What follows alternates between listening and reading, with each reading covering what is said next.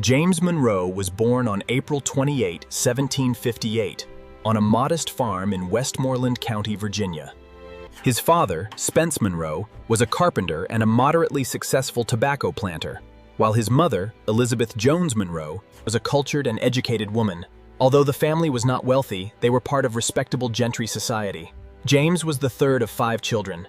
When he was only 16, his father died, leaving much of the family responsibility on his shoulders, though his uncle, Judge Joseph Jones, provided financial and social support.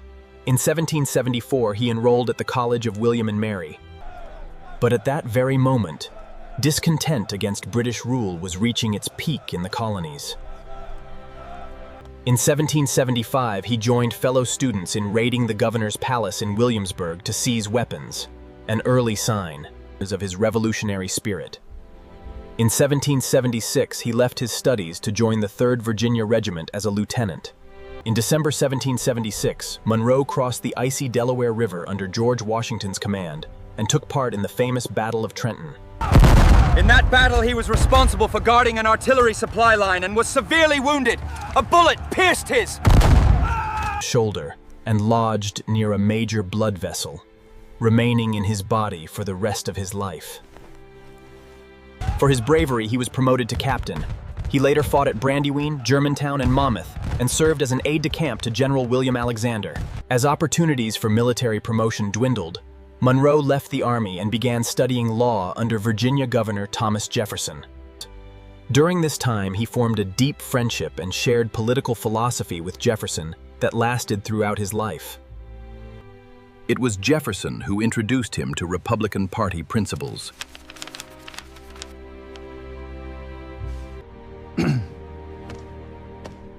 In 1782, he was elected to the Virginia House of Delegates.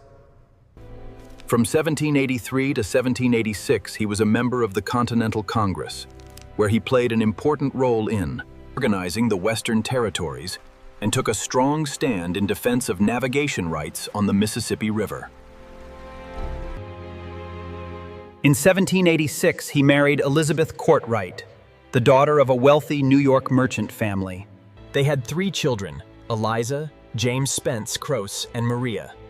Interestingly, Monroe opposed the new U.S. Constitution at Virginia's ratifying convention in 1788, believing it would concentrate excessive power in the central government and erode states' rights. Nevertheless, once the Constitution was ratified, he continued to work within its framework.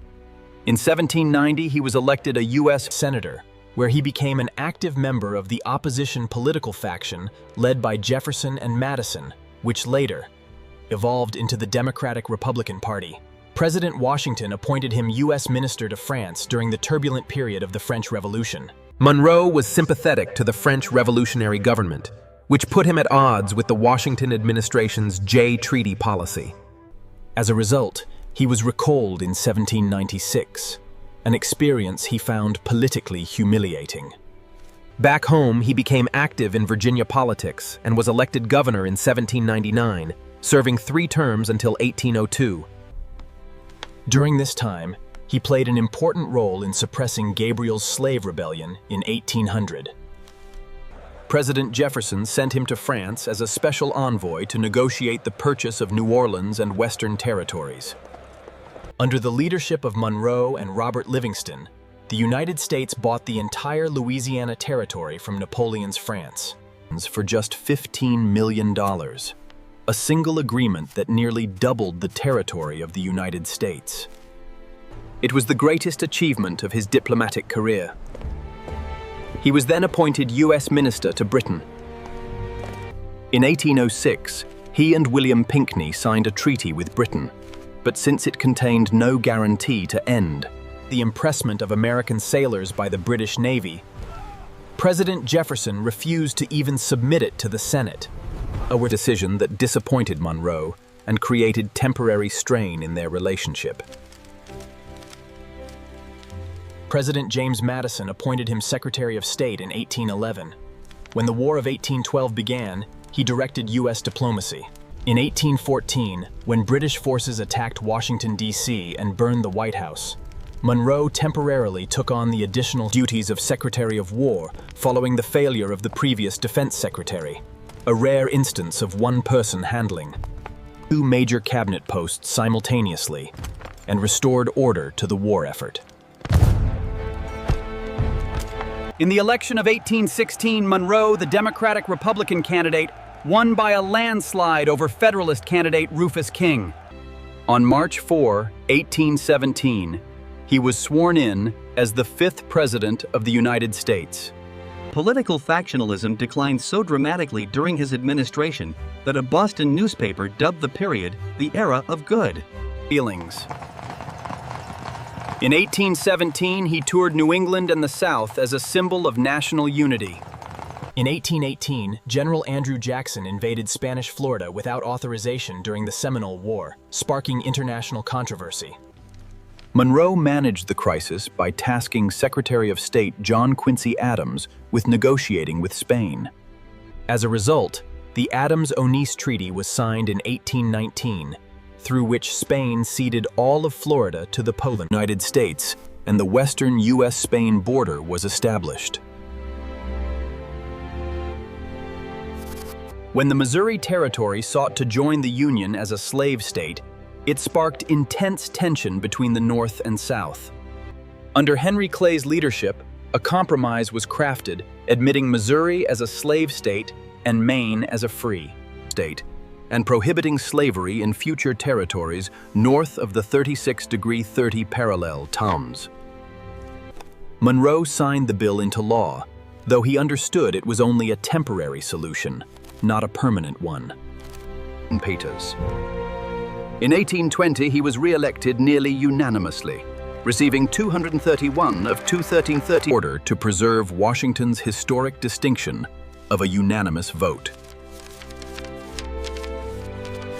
On December 2, 1823, in his annual address to Congress, Monroe announced a landmark foreign policy that later became known as the Monroe Doctrine. In it, he declared that the American continents were no longer open to future European colonization, and that the United States would view any European interference in the affairs of the Western Hemisphere as a threat to its own security. In return, he pledged that the United States would not interfere in European affairs. This policy arose from concerns over Russian expansion along the Alaskan coast and fears that Spain might try to reclaim its Latin American colonies. The doctrine remained a cornerstone of American foreign policy for nearly 2 centuries afterward. During his administration, debate arose over the country's first federally funded road and canal construction projects. The American Colonization Society was supported in its effort to resettle free African Americans in Liberia, whose capital, Monrovia, was named after him, and the Seminole War was conducted. After completing his second term on March 4, 1825, Financially, he had struggled throughout his life. His long years of government service had left him little time to attend to his personal property and business affairs, and he was burdened with substantial debt. In 1829, he participated in the Virginia Constitutional Convention. In September 1830, as his financial troubles worsened, he sold Oak Hill and moved to New York City to live with his younger daughter, Maria Tdume.